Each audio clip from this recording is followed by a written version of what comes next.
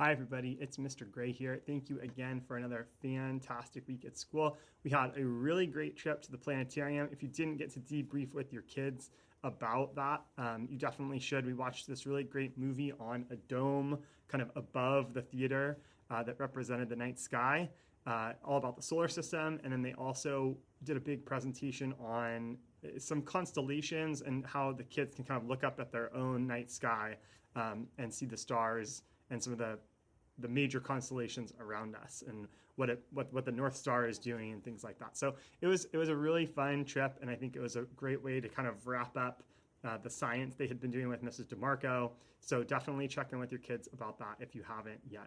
Next week, there's a lot going on. It's Red Ribbon Week next week. And of course, it's Halloween on Friday. Kids can wear costumes. It just has to be very school appropriate and pretty conservative at that rate. No masks and nothing kind of gory or violent. We have little PK kids at the school. So just make sure if you're wearing a costume, it would be appropriate for school. Also, on in your Thursday folder this week, there was an envelope from the room parents that they're looking for. So just make sure you have that and you know what that is. School photo makeups are on Monday, November 3rd, if that's something you're interested in. In reading next week, we're still working on our analyzing theme unit.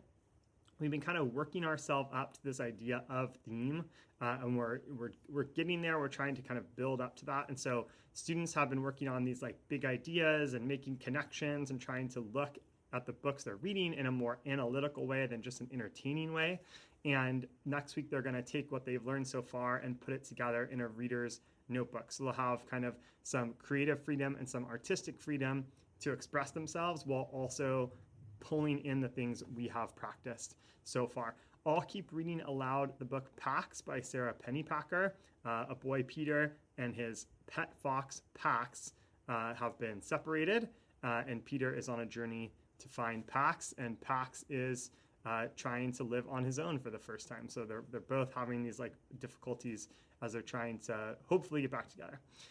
In writing, we're still working on our first narrative. We're probably doing two. The kids are going to keep drafting. They might be revising one story or starting a second story. And specifically, we're going to try to bring forth a story arc. Even though it's a really short moment, we're going to try to bring forth the story arc. We're going to try to elaborate on important parts and stretch out the heart of the story.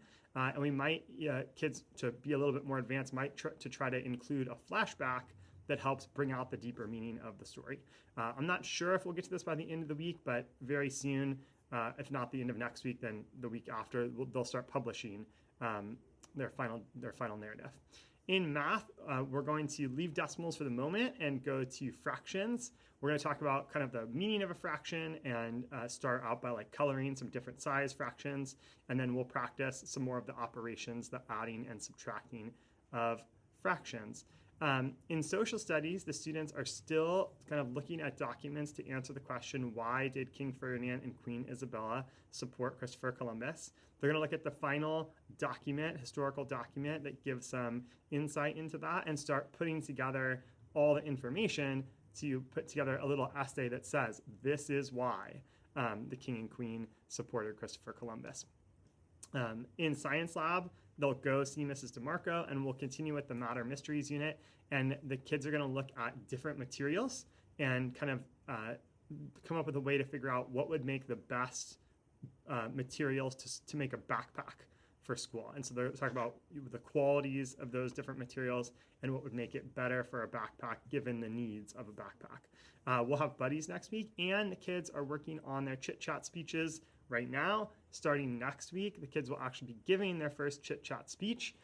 They'll stand up in front of the class and give a 3-minute speech. The basic idea is if they were hired as the principal of Santiago Hills, what would they change and why would they change it? And so there's lots of ideas floating around the class, but it's a really great exercise, not only to think about what could be changed at the school, but also what is the principal's role at the school. He's not a genie. He cannot grant wishes, but he's trying to do the best he can under those circumstances. Hopefully, Mr. Potwell will be able to drop in at some point during speeches. We'll see what happens, but otherwise, it should be a very busy and a very fun week. As always, if you have any questions or comments, please let me know. Have a fantastic weekend. We'll see you next week. Bye-bye.